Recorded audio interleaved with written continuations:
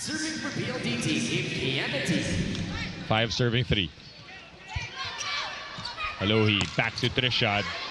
Dug by Kiana. Savvy goes up. Saved by Robin Sardi. Galang! Aragala. 1-1 against Fajardo, and Galang got the better of that. A tight set. But she really adjusted well and just going for that long hit in zone 5. Pretty similar to what happened in the first set sa simula, no? Maagang lumamang yung PLDT, tapos humabol agad ang Foxies. What a dive by Arado. Malaluan, saved by General. Galang goes up, and down it goes for Ara Galang.